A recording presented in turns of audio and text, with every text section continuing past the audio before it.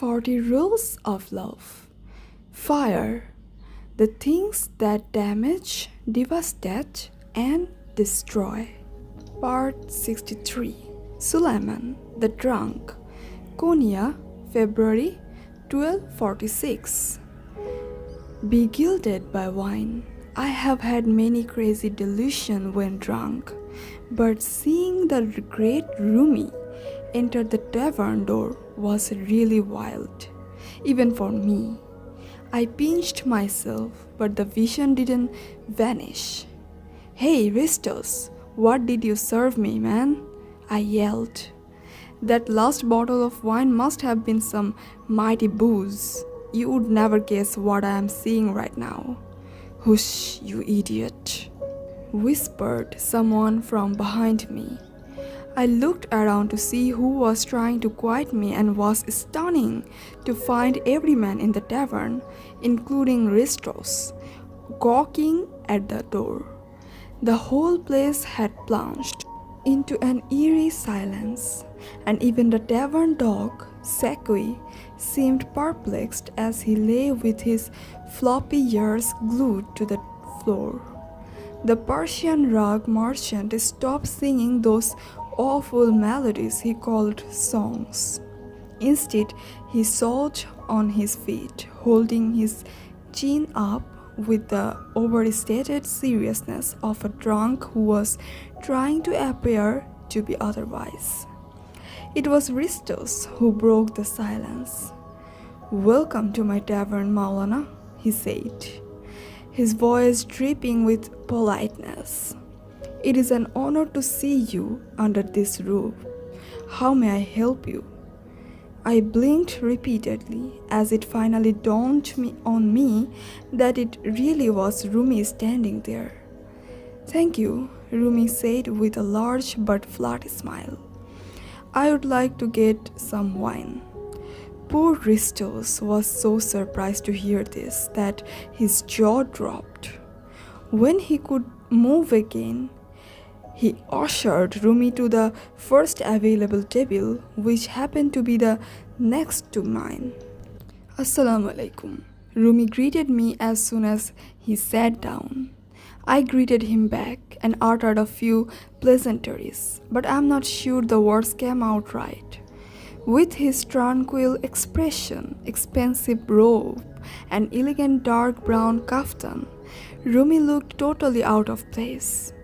I leaned forward and, dropping my voice to a whisper, said, "Would it be terribly rude if I ask what a man like you is doing here?" "I'm going to through a Sufi trial," Rumi said, winking at me as if we were best friends. "I have been sent here by Shams so that I could have my reputation ruined." "And is that a good thing?" I asked. Rumi laughed. "Well, it depends on how you look at it. Sometimes it is necessary to destroy all attachments in order to win over yourself. If we are too attached to our family, our position in society, even our local school or mosque, to the extent that they stand in the way of union with God, we need to tear those attachments down." I wasn't sure I was following him correctly, but somehow this explanation made perfect sense to my adult mind. I had always suspected that these Sufis are crazy, colorful bunch capable of all kind of eccentricities.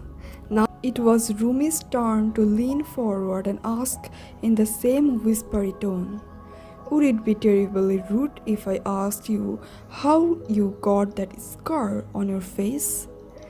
"It's not a very interesting story, I'm afraid," I said. "I was walking home late at night, and I bumped into this security guard who beat the crap out of me." "But why?" asked Rumi, looking genuinely concerned. "Because I had drunk wine," I said, pointing to the bottle that Ristos had just placed in front of Rumi. Rumi shook his head. At first he seemed entirely befuddled, as if he didn't believe that such things could happen. But soon his lips twisted into a friendly smile. And just like that, we continued to talk over bread and goat cheese.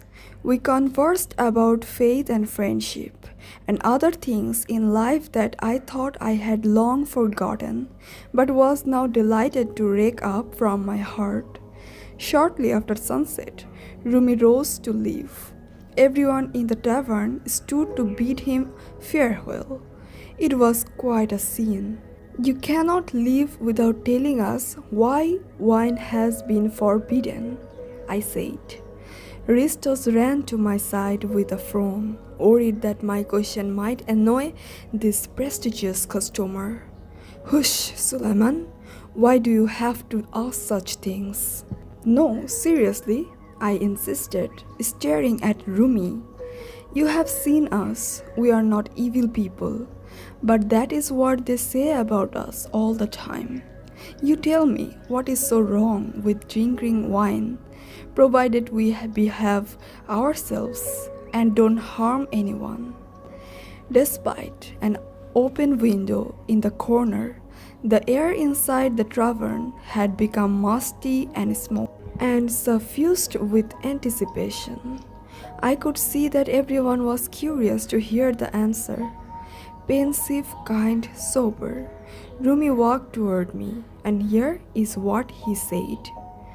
If the wine drinker has a deep gentleness in him, he will show that when drunk. But if he has hidden anger and arrogance, those appear, and since most people do, wine is forbidden to everyone. There was a brief lull as all contemplated these words. My friends, wine is not an innocent drink. Rumi addressed us in a renewed voice, so commanding and yet so composed and solid. Because it brings out the worst in us, I believe it is better for us to abstain from drinking.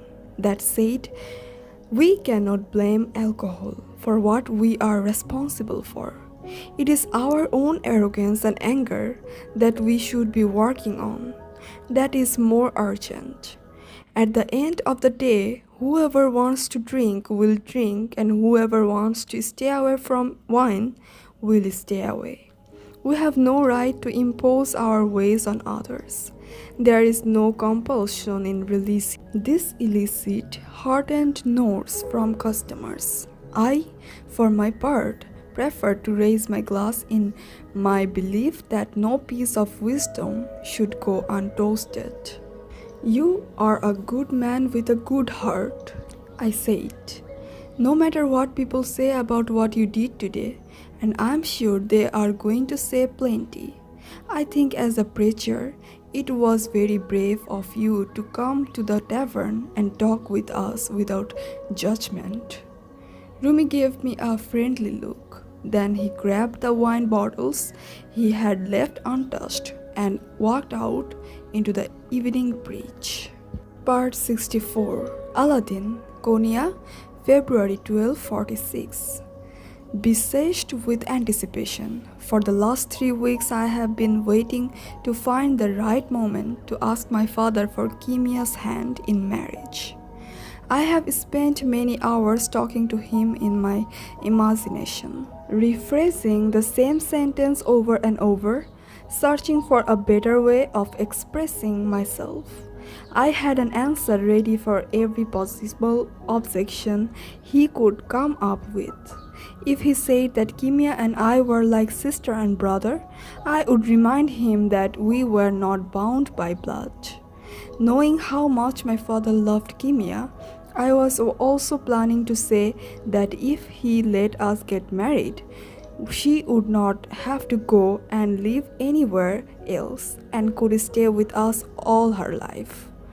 I had everything worked out in my mind, except I couldn't find a moment alone with my father.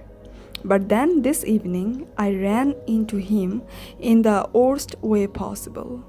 I was about to leave the house to meet with my friends when the door creaked open and in walked my father holding a bottle in each hand. I stood still agape. "Father, what is it that you are carrying?" I asked. Oh, that, my father responded without the slightest trace of embarrassment. It's wine, my son. Is that so? I exclaimed. Is that what has become of the great Maulana? An old man blasted on wine? Watch your tongue, came a sulky voice from behind me. It was Shams, staring into my face without so much as a blink. He said, "This is no way to talk to your father. I am the one who asked him to go to the tavern. Why am I not surprised?" I could help snickering. If Sham was offended by my words, he didn't show it. "Aladdin, we can talk about this," he said flatly. "This is if you don't let your anger blur your vision." When he cocked his head to one side and told me I had to sacrifice your heart. "It's one of the rules," he said. "If you want to strengthen your faith, you will need to soften inside. For your faith to be rock solid, your heart needs to be as soft as a feather. Through an illness, accident, loss, or fright, one way or another, we are all faced with incidents that teach us how to become less selfish and judgmental, and more compassionate and generous. Yet some of us learn the lesson and manage to become milder, while some others end up becoming even harsher than before. The only way to get closer to truth is to expand your heart so that it will encompass all humanity and still have room for more love. You stay out of this, I said. I'm not talking orders from drunken dervishes, unlike my father, that is. "Aladdin, shame on you," my father broke in. I felt an instant and potent pang of guilt, but it was too late. So, resentments I thought I had left behind came flooding back toward.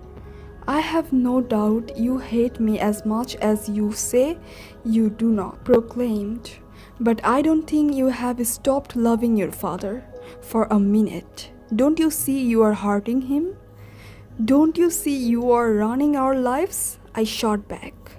That was when my father lunged forward, his mouth set in a glimpse line, his right hand raised above his head.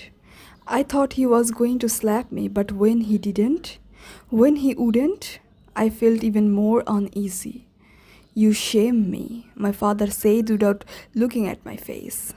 My eyes welled with tears. I turned my head aside and suddenly came face to face with Kimia.